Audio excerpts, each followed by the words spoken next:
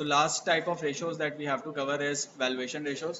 Valuation ratios के अंदर जो की रेशियोज हैं जो हमने करने हैं वो चार हैं, P, price to cash flow, price to sale and price to book value. इन चारों के अंदर से भी जो मोस्ट यूज रेशियो है that is price to earnings ratio.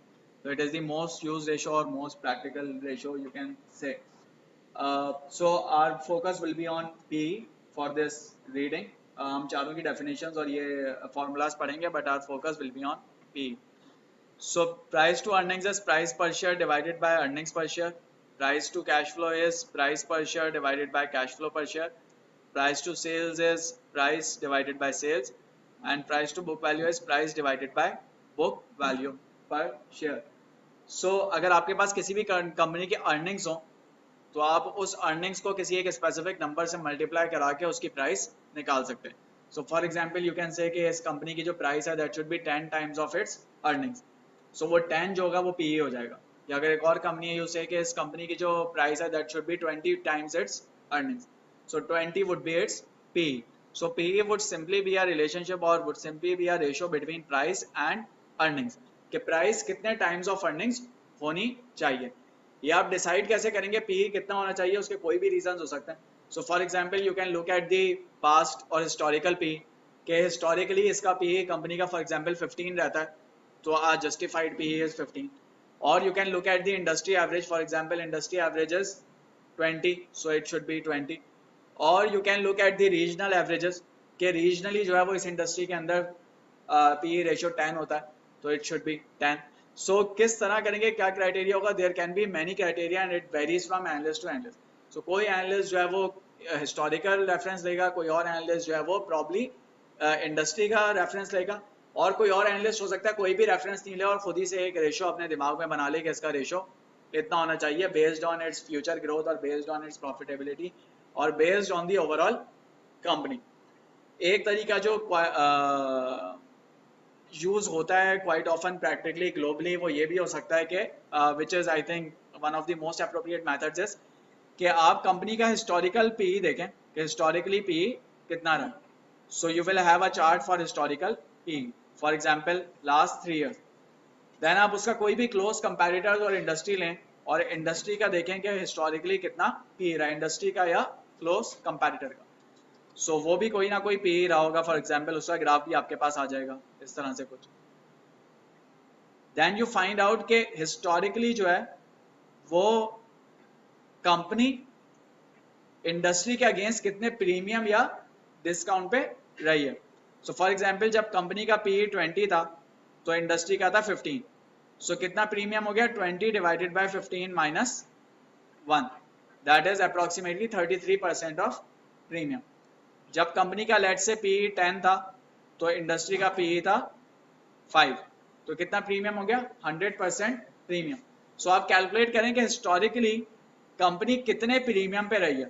सो जब आप प्रीमियम का ग्राफ बनाएंगे तो आपके पास एक और ग्राफ आ जाएगा कि हिस्टोरिकली कंपनी का प्रीमियम कितना रहा।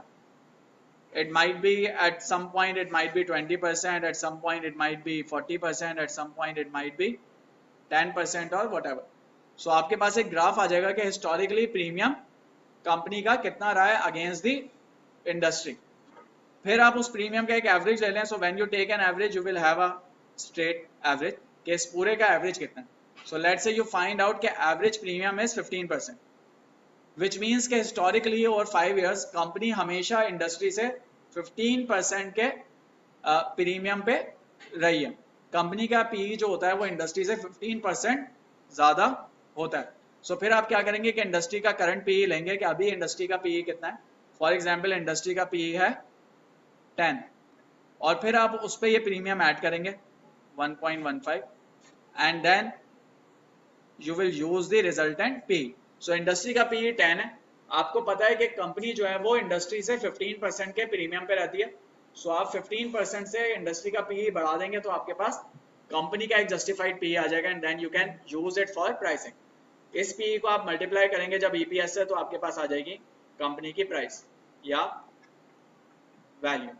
So this is one method. आपको वैल्यू निकालने के लिए 2 नंबर ही चाहिए, ईपीएस और पीई।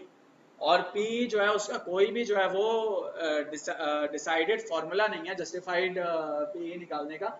उसके लिए आप या तो हिस्टोरिकल रेफरेंस ले सकते हैं, या फिर आप कंपेटिटर्स को देख सकते हैं, या फिर आप प्रीमियम्स ले सकते हैं, या फिर आप अपनी एक जजमेंट से कोई भी एस्टिमेट निकाल सकते हैं कि इतना जो है वो प्राइस होनी चाहिए टाइम्स दी अर्निंग्स। अच्छा, दो कंपनीज अगर for example there is company A and there is company B, both are exactly the same. अगर दोनों एग्जैक्टली सेम है और ए का प्राइस टू अर्निंग्स 10 टाइम्स है और बी का है फॉर एग्जांपल 13 टाइम्स, सो इन दोनों में से चीपर कौन सी है, या दोनों में से अंडर वैल्यूड या ओवर वैल्यूड कौन सी है, कौन सी खरीदनी चाहिए, कौन सा स्टॉक? ए खरीदना, क्यों खरीदना चाहिए? या सो पी होता क्या है, प्राइस होती है जो आपने प्राइस पे करी with respect to earning. So 10 times का मतलब है कि आप हर $1 की अर्निंग्स के लिए $10 की प्राइस पे करने को तैयार है, और इस कंपनी के लिए आप हर $1 की इन्वेस्टमेंट के लिए $13 की प्राइस पे कर रहे हैं या कंपनी चार्ज कर रही है।